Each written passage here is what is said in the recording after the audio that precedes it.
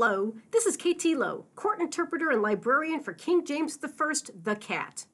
This presentation is made expressly for you, the instructor new to online pedagogy. King James appreciates a well-educated populace, and he has agreed to participate in this presentation to help you help others learn in online classes. Because everyone learns best from cats, right? Let's get started, shall we? First, plan ahead, but be ready to adapt. The online classroom is an intimate space bordering on claustrophobic. You and your students are in a small online location with a top-down hierarchical information network, and it can be tricky to navigate. As an instructor, a little planning can save you and your students a lot of trouble. Figure out what it is you want to teach ahead of time and align your activities to your class goals. But if your students struggle, the online classroom is also flexible enough to adapt to quick changes in the course. You can modify class materials, assignments, discussion, or any other aspect of a class on demand, a benefit worth taking advantage of. Next, organize your course for easy access. Think about where and how things fit into your course. Look at the tabs and menu options in your LMS and eliminate the ones you simply don't need. Think about their placement as well. Keep them in an order that makes sense in terms of frequent use and student benefit. I myself like to have the syllabus page near the top of the menu list and grades towards the bottom. Third, consider strategic redundancy.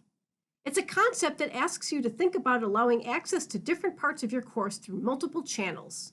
For instance, Canvas automatically adds assignments to the syllabus menu option, but you can also add a distinct assignments menu listing and attach assignments to their related modules.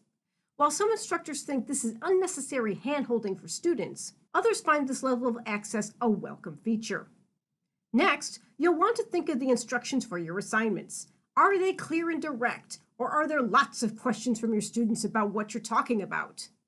Confusing instructions just make you want to hide in a bag, right?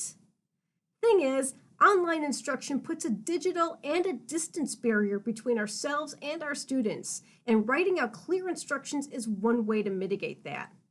Another is to look at the big picture regarding student questions. If one student has a question, others might too. Think about how you want to answer them, individually or as, say, an announcement to the whole class.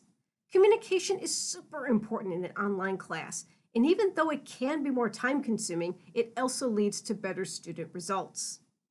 Next up is being human.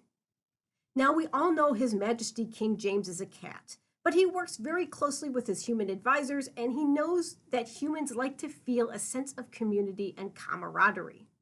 Much like cats, they recognize members of their own prides. But online classes need to create those prides, and they can do so with discussion boards, extended introductions, and sharing work. But instructors aren't off the hook either. You'll want to create your own bio page on your LMS and use tools like audio feedback and video instructions to personalize your class. However, don't miss out on self-care, set good boundaries, and protect your time. Now let's think about fact-checking. It's easy to overlook, but it's one of the most important aspects of your online class. You're teaching students how to become online writers, how to present facts and creative work in an online environment. You'll want to teach your students the fundamentals of fact-checking, and you have options on how to do that. You can use Michael Caulfield's SIFT method or ESCAPE, which was developed by the Newseum, or you can go with straight-up critical thinking.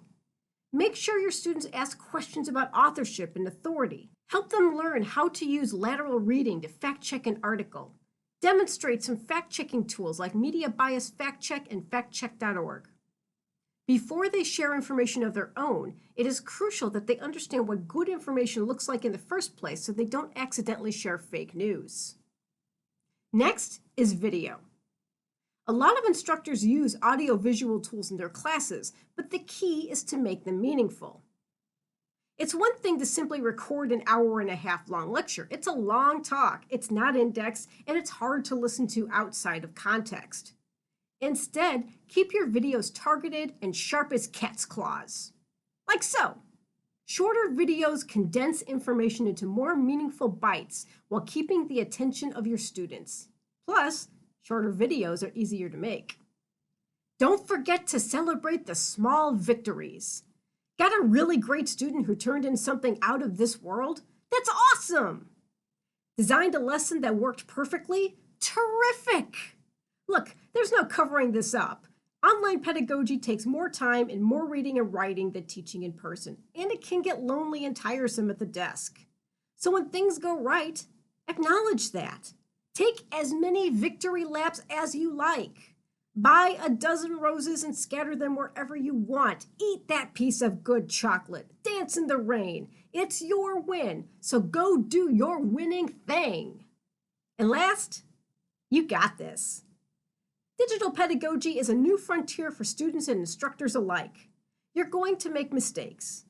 You're going to get frustrated at times. And once in a while, you'll want to build your blanket fort and sit in it all day long. That's fine and normal, and you should absolutely teach from a blanket fort at least once in your life. But keep going. You've got this. You've totally got this. Good luck with your class. I have every confidence that you're going to do well. You have the blessings of King James with you the entire way.